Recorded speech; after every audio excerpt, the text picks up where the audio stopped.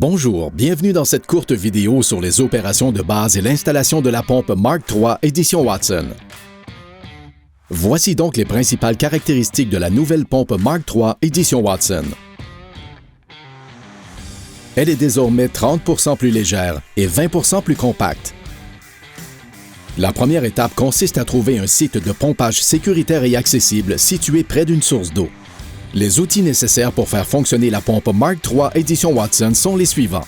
Boîte à outils, accessoires de manipulation d'eau, amorceur manuel, boyau d'aspiration, boyau d'incendie, réservoir de carburant, étrangleur et EPI recommandé.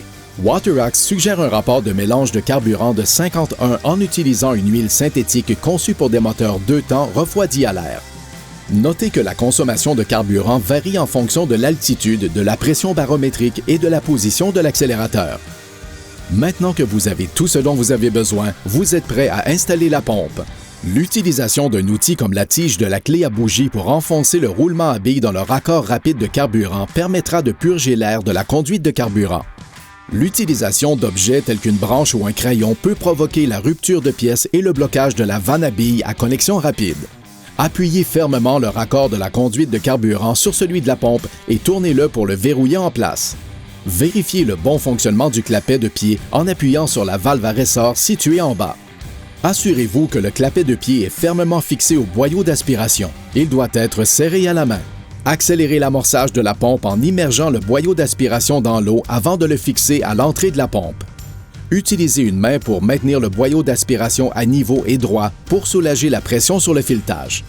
Utilisez l'autre main pour fixer l'extrémité du boyau d'aspiration à l'entrée de la pompe. Serrez à la main autant que possible. Terminez le serrage avec la clé à boyau pour éviter toute fuite d'air. Un mauvais filetage peut endommager le raccord et créer des fuites d'air qui peuvent entraîner des blocages d'air et un arrêt potentiel de la pompe. WaterAxe recommande l'utilisation d'un protecteur de filet pour protéger le filetage de l'extrémité de la pompe contre tout dommage. En laissant au moins 20 cm d'eau au-dessus du clapet de pied, vous empêcherez l'air d'être aspiré dans l'extrémité de la pompe. Suspendez le clapet de pied au-dessus du fond dans le cas où du sable, du gravier, de la boue ou d'autres matériaux pourraient être aspirés dans la pompe. Vous pouvez le placer sur un rocher ou dans une boîte à outils placée sous l'eau. Mais veillez à conserver les outils ensemble dans un endroit sûr pour éviter de les perdre. Vous pouvez également l'attacher à un pieu ou à une pelle, le placer sur des branches d'épinette ou de pin ou l'attacher à un objet flottant. L'amorçage de l'extrémité de la pompe peut se faire en secouant le clapet de pied ou en utilisant un amorceur manuel. Continuez l'amorçage jusqu'à ce que l'eau sorte de la décharge ou du bec de l'amorceur manuel. Fixez le boyau d'incendie. Une fois encore, il est important d'avoir une connexion étanche. Maintenant que votre pompe est installée, il est temps de la voir en action. Il est recommandé de porter une protection auditive lors de l'utilisation de la pompe Mark III édition Watson. Placez la manette des gaz sur la position Start. Réglez l'étrangleur sur la position Start. Si la pompe démarre mais ne continue pas à fonctionner, mettez l'étrangleur en position Off. Trouvez une prise confortable et ferme sur la poignée de démarrage, mais n'enroulez pas le cordon autour de votre main. En plaçant votre autre main sur la poignée et votre pied sur le repose-pied, vous serez plus stable lors du démarrage. Le témoin lumineux cessera de clignoter et passera au vert fixe lorsque la pompe aura atteint sa température et sera prête à être utilisée. Voici quelques exemples de configurations de pompe couramment utilisées sur le terrain. Un raccord en Y peut être utilisé avec une seule pompe pour fournir de l'eau à 2 boyaux d'incendie. L'utilisation de boyaux parallèles offre une plus grande fiabilité, un volume plus important et permet d'utiliser 2 sources d'eau simultanément.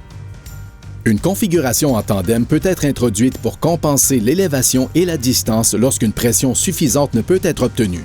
Dans ce cas, utilisez un adaptateur tandem.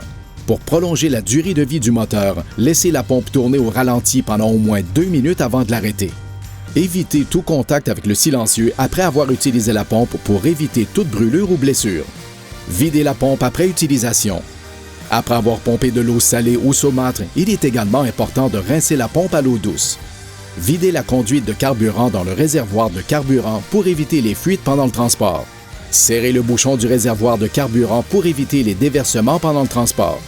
Fixez les capuchons de protection sur les orifices de refoulement et d'aspiration. Protégez le raccordement de la conduite de carburant à l'aide d'un bouchon de raccordement de conduite de carburant.